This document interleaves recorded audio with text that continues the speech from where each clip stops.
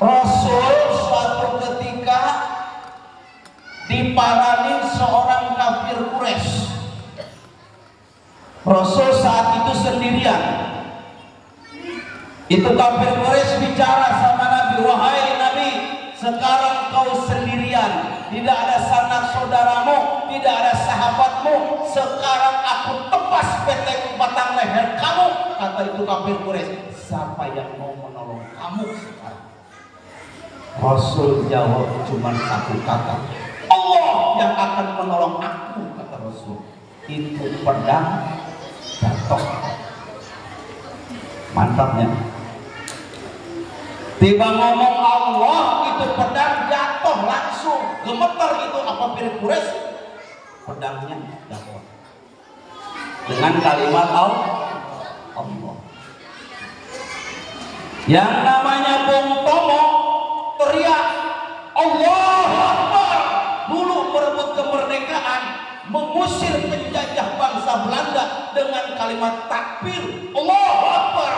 Serang, menang, alhamdulillah. Belanda utar-atir, Pak. Hanya mudah-mudahan ibu bapak yang bilang tadi kalimat Allah, mudah-mudahan yang sedang gundah gulana tenang, amin. Dan mudahan yang tadi bilang Allah habis maulid pulang ke rumah rezeki nambah, usaha tambah barokah, mudah-mudahan mampu beli sawah, mudah-mudahan bisa bikin rumah yang megah, mudah-mudahan bisa beli mobil yang mewah, mudah-mudahan bisa jarah umroh ke Mekah, jarah ke Madinah, pulang dari Madinah bisa balik lagi ke rumah. Sampai rumah rezeki nambah, ada sisa dikit buat suami nikah. Amin itu. Asekal mah amin baik. Ibu-ibu mah itu amin. Najis. Jangan amin mulu aja Bu ya, dengerin makanya. Nanti salah lagi diaminin begitu lagi ngadaak. Hadaratil kiram wal muhtaram, para alimil ulama, para kiai, para asatidz wal asatidzah, bil khusus guru kita Al-Mukarram Ustaz Imin Satimin SPDI yang saya hormati, yang mudah-mudahan Allah muliakan. Ketua Yayasan Ma'had As-Safa yang saya hormati, yang mudah-mudahan Allah selalu berikan kesehatan lahir batin kepada beliau. Para kiai, para asatidz yang mohon maaf tidak saya sebutkan satu persatu karena saya nggak dikasih catatannya. Abang saya, orang tua kita, Bapak RW hormat, Bapak RW Toha Ardiana yang saya hormati, yang mudah-mudahan Allah muliakan. Para tur pemerintahan setempat, sahibul wilayah, Ibu Lurah Kelurahan Sumur Batu yang diwakili oleh Bapak Sekal, beserta reng-rengan yang saya hormati, para asatidz, para tokoh masyarakat, tokoh agama, tokoh pemuda, jamaah, ibu dan bapak semuanya yang dirahmati Allah Subhanahu wa Ta'ala. Puji dan syukur kita panjatkan kehadirat Allah. Salawat serta salam semoga tetap tercurah kepada Rasulullah Sallallahu Alaihi Wasallam.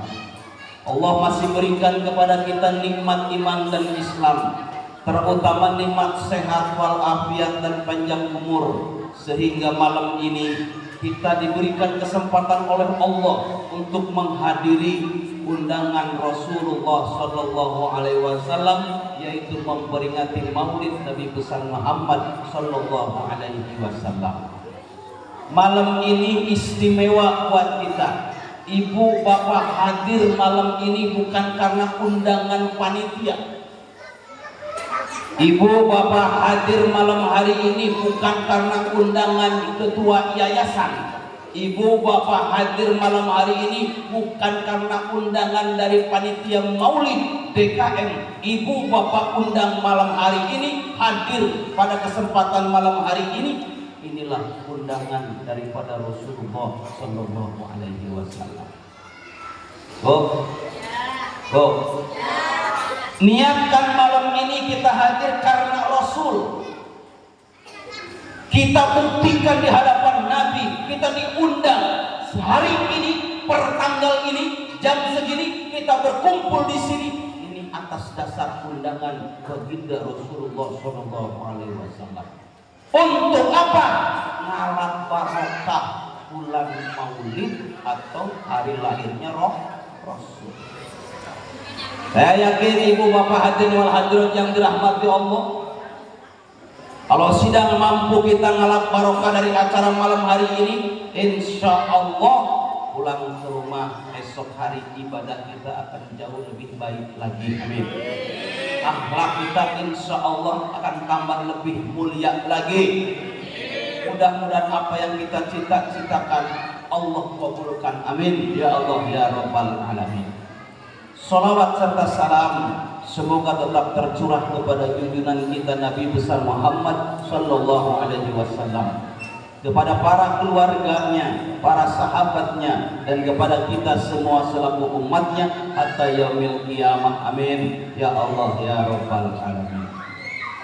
Ibu bapak hadirin wal hadirat yang dirahmati Allah, bicara soal pemimpin, tidak ada di dunia ini pemimpin seperti Rasul kita.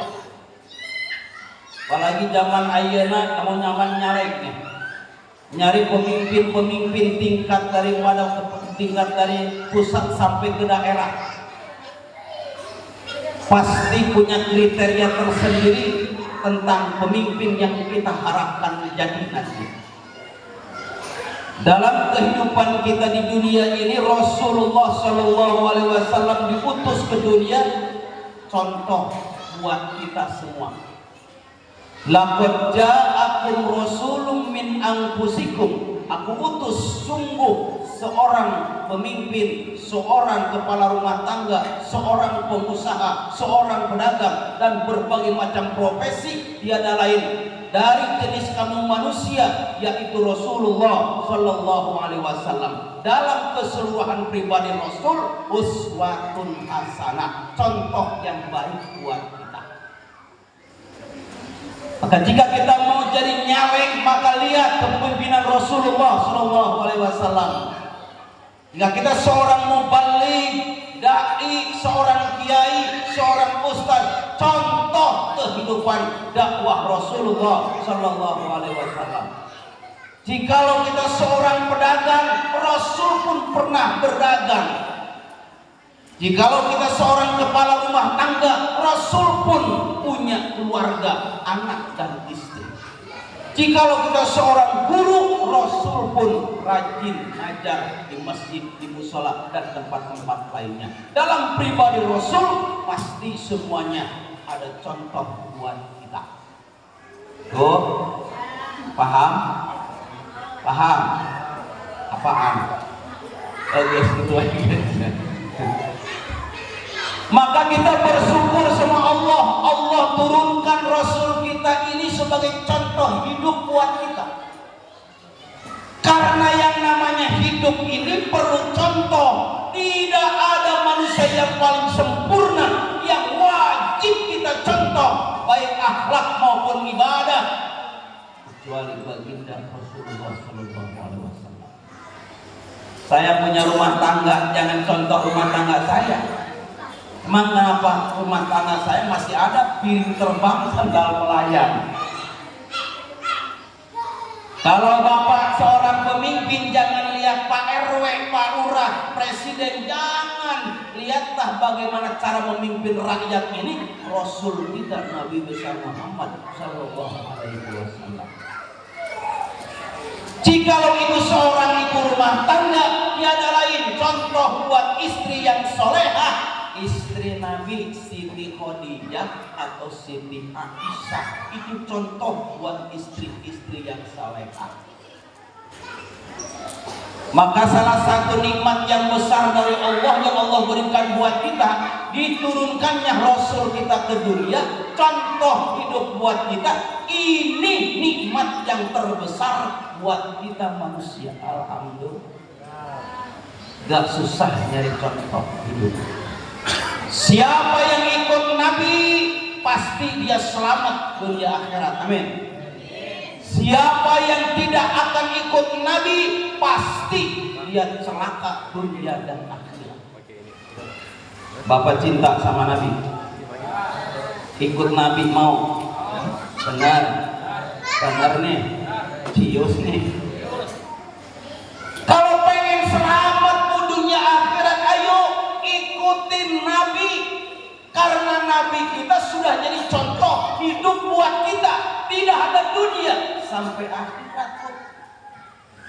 Apalagi bicara sayang Rasul sama umatnya. Rasul kita sudah benar-benar sayang sama kita umatnya. Kira-kira ini perlu bukti enggak? Perlu bukti enggak? Atau Rasul itu orang miskin, ditawarin sama Allah kekayaan, Rasul nolak, Pak. Rasul hidupnya jauh daripada kesempurnaan dan kekayaan. Ketika Allah dalam surat Ad-Duha berfirman, "Wala saufa yu'tika rabbuka fatarda." Jikalau kau Rasul, kata Allah, pengen jadi orang yang kaya, aku akan berikan. Fatarda, aku akan cukupkan, kata Allah. Rasul nolak jadi orang kaya. Kenapa? Berat jadi orang kaya, kapital. Orang kaya meninggal dunia, pertanyaan kuburnya ada dua. Harta kau dapatkan dari mana, kau belanjakan kemana? Tuh orang kaya, berat pertanyaan alam kubur. Mending jadi orang miskin, gak ada yang ditebet. Kira-kira ibu bapak mau kaya mau miskin? Kaya. Orang dibilangin berat, tetap pengen kaya. Ibu pengen kaya, pengen miskin? Kaya. Buat rumah. Nih Bu, tak kasih tahu lagi. Pertanyaan alam kubur, orang kaya banyak, harta kau dapatkan dari mana, kau belanjakan kemana? Berat pertanyaan alam kubur. Bahkan ada nanti doa Rasulullah, Allahumma hasirni fi yaumal qiyamati jumratul masakin. Ya Allah, kumpulkan saya bersama hamba-hambaku yang miskin di surga. Teman Rasul orang miskin, orang kaya enggak disebut.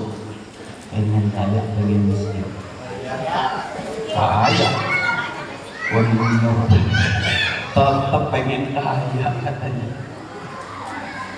Kalau ibu bapak pilih jadi pengen orang kaya, welcome, silahkan. Islam tidak melarang kita jadi orang kaya. Bahkan sebaliknya, umat Islam ini yang mayoritas di Indonesia ini Muslim harus kuat segala-galanya. Jangan jadi orang miskin. Walaupun berat alam kubur pertanyaannya, tapi bagaimana memanage harta kita, rezeki kita, biar karena Allah sesuai dengan ridhonya Allah. Insya Allah boleh jadi orang kaya, tapi dengan harta yang kita miliki bisa memperjuangkan nilai-nilai ibadah di hadapan Allah Subhanahu wa Ta'ala, sarana dari Allah. Tapi andaikan harta kita menjadikan kesibukan kita di dunia ini anzikrillah sampai lupa dengan ibadah kepada Allah, mending jadi orang miskin yang ingat sama Allah. Mending kaya di dunia apa sengsara di akhirat? Ayo jawab. Dunia akhirat. Gini aja pertanyaannya, Bu. Pengen bahagia di dunia apa bahagia di akhirat? Suruh pilih malah dua-duanya. Coba bapak tanya Pak, biasanya sama bapak mah nyambung Pak. Contoh kecil Pak, nih ada madu, ada racun Pak. Pilih madu, pilih racun. Bener, suruh pilih satu. Jangan dua-duanya. Coba ibu jawab Bu, ada madu, ada racun Bu. Pilih di madu, pilih di racun siapa? Ayo jawab. Mau dua-duanya. Makanya kalau disuruh nanya suruh jawab, ditanya suruh pilih-pilih. Jangan dua-duanya. Giliran ada madu ada racun, pilih di madu pilih di racun, gak mau dua-duanya. Pengen bahagia di dunia apa akhirat? Mending bahagia di akhirat. Biarin dunia hidup pas-pasan, tapi di akhirat kita selamat, alhamdulillah. Daripada di dunia kita hidup cukup serba ada, tapi nggak ada ibadah, sampai akhirat kita sengsara. Nauzubillahi min. Kalau ibu cinta sama Nabi ada cirinya. Bejakan ulah ya. Bejakan jangan. Kasih tahu jangan. Nanti akurin ya ciri umat Nabi ya. Kalau ibu memang bapak cinta sama Rasul, ada cirinya pak. Gak serta-merta kita mengucapin ya Rasul, aku cinta sama engkau ya Rasul, aku ini umatmu ya Rasul. Kata kita umat bener, tapi kata Rasul belum tentu diakui sebagai umatnya. Kecuali orang-orang yang sesuai dengan apa yang Allah berikan tahu kepada kita. Pertama, kalau ibu bapak cinta sama Nabi, pengen keasup umat Nabi, ciri umat Nabi yang pertama, walladzina ma'ahu asyidda'u 'alal kuffar. Nih ciri umat Nabi yang pertama. Apa itu? Orang-orang bersama Nabi Muhammadur Rasulullah. Walladzina ma'ahu asyidda'u 'alal kuffar. Mereka orang-orang yang keras sama orang-orang kafir. Contoh, bapak sekarang muslim, suruh pindah ke Yahudi yang lagi perang nih, Israel sama anak Palestina. Bapak seorang muslim, ibu seorang yang beragama Islam, pindah agama ke Yahudi, sebulan dikasih gaji tiap bulan 5 juta, kira-kira mau nggak? Bener. Kalau 10 juta mau nggak? 15 juta, 20 juta dah. Bener nih, bener nih. Orang nggak ada duitnya. Coba kalau ada duitnya mah Ustadz Nana yang bawel, Ustadz Ibing yang bawel, Allah mah nggak pernah bawel. Yuk pindah agama ke Yahudi, 20 juta tiap bulan. Dunia kita cukup harta, di akhirat dan diakhirin umat Nabi. Nauzubillahi min. Selain kita keras sama orang-orang kafir, bentuk-bentuk kekufurannya juga jangan ada di lingkungan kita pak. Ini kadang-kadang kita berani nggak mau pindah agama, saya tetap dalam Islam, suruh pindah agama nggak mau, biar langsak saya hidup di dunia, saya tetap jadi orang muslim saya mah. Tapi bentuk-bentuk kekufuran orang-orang kafir banyak yang masih ada di tengah-tengah umat Islam. Contoh, bapak punya hajat syukuran, acaranya ulang tahun, anak kita umurnya udah 15 tahun, cara syukurannya kayak kafir. Dan bagaimana Ustaz? Diundang teman-teman cewek cowoknya, ayo diundang. Yang udah 15 tahun ke atas tuh udah balik lah ya. Begitu sore berkumpul, malam berkumpul, laki perempuan gak ada penghalang, gak ada hijab, tumplak di situ tuh, gak ada penghalang. Yang datang pakaiannya udah seronok, namanya juga acara ulang tahun bocah kita. Ini gaya kafir nih yang kita tiru nih. Begitu acara udah mau dimulai, kata MC Master of Ceremony, acara pertama pembukaan, yang kedua doa oleh Ustadz Nana, masih Islam. Yang ketiga, ayo kita lanjutin dengan acara ketiga, yaitu peniupan lilin ulang tahun. Islam bukan, Islam bukan peninggalan bangsa Belanda yang seperti ini. Ayo kita tiup lilin, semuanya berdiri, silakan hadirin berdiri, kita rame-rame bernyanyi panjang bujur bujurna, panjang bujurna serta mulia,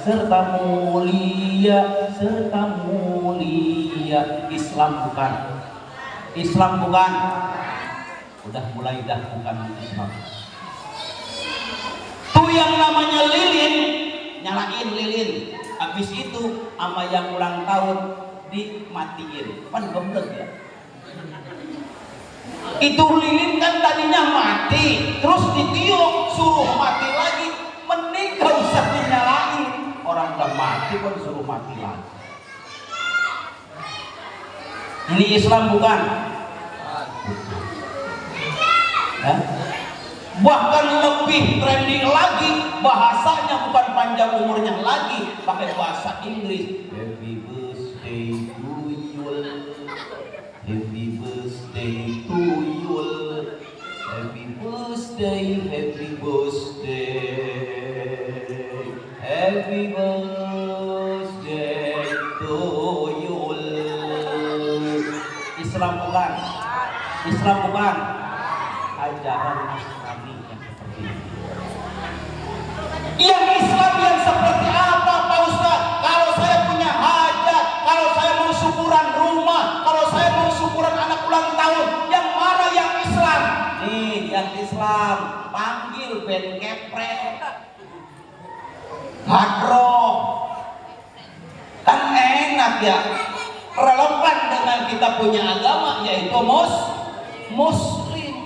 Yang begini nih yang berkah. Hadroh itu artinya menghadirkan, dibacain sholawat, menghadirkan siapa? Ruh Rasulullah Sallallahu Alaihi Wasallam. Hadir Rasul tengah kita. Ya Nabi salam alaika, ya Rasul salam alaika, ya Habib salam.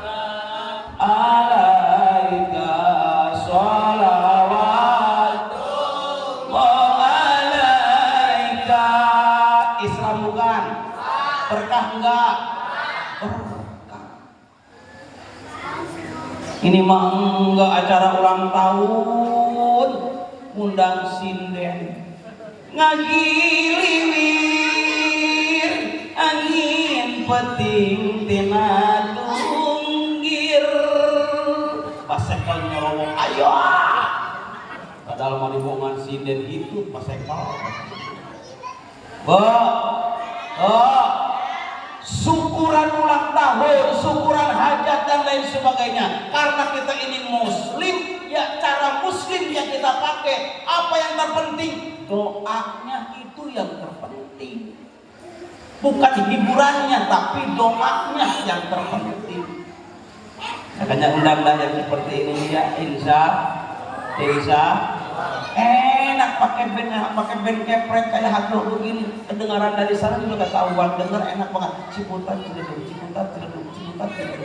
ciledug, opak gemblong dudul apung, opak gemblong dudul apung, ola ala badru alaina, opak gemblong dudul apung. Nikmat benar hadroh, panggil ke rumah ibu-ibu, banyak baca sholawat, berkah anak kita, berkah rumah tangga kita, rezeki kita lancar insya walladzina ma'ahu asyidda'u 'alal kuffar.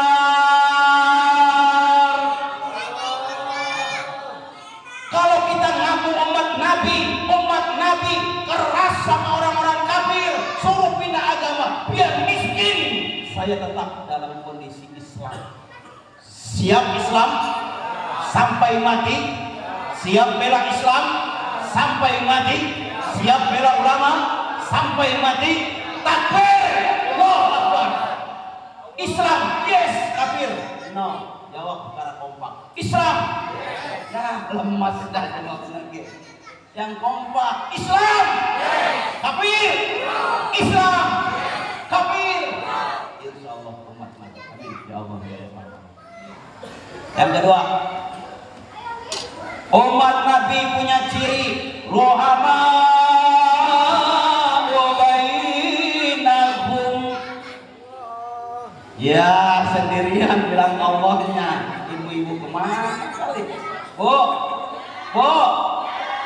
ngomong Allah yang kencang. Ini nggak kayak ngomelin laki. Kalau ngomelin laki mah bibir atas ke kiri, bibir bawah ke kanan, ngampreh ngomelin laki mah. Rohama wa bainahum. Ciri umat Nabi yang kedua, Pak, umat Nabi nggak pernah berantem. Nih tahun politik nih, Pak Sekal tadi bilang 2024 Februari kita akan mengadakan pencoblosan pemilihan. Ini kita pasti berbeda pilihan, benar? Yang datang siapapun dia, tapi kondisi dia muslim, colok, nah, catatan saya arahkan, colok cari pemimpin yang muslim. Bukan masuk. Oh lumayan, kenapa saya tahu kan? Kemudian yang kedua, jaga persatuan dan kesatuan kita. Baju boleh berwarna, silahkan. Yang mau koneng, merah, biru, hijau, putih, silahkan. Tapi kalau dia muslim, saudara kita jangan berantem, karena umat Nabi mah tetap akur. Insya siap akur, siap kuyup, siap akur yuk. Akur yuk, yuk gitu nah. Akur yuk, guyup yuk, kompak yuk, pulang yuk. Ayo tuh balik. Jangan berantem ibu bapak hadirin sekalian. Ini kadang-kadang ya Allah, jangankan urusan partai, sama tetangga masih demen berantem. Tetangganya beli mobil, dia beli termos, ngedidih otakku. Ada yang begitu? Mana orangnya? Bu, tetangganya beli motor panas. Kata motor knalpotnya ngomong, yang panas gua bukan lu. Ada yang begitu? Ada yang begitu? Tetangganya maju usaha sedikit, diceritain habis-habisan, terang aja dia usahanya tambah maju. Kenapa emang? Di rumah tuh miara tuyul. Nauzubillah min. Selalu punya iri dengki sama tetangganya yang lebih maju.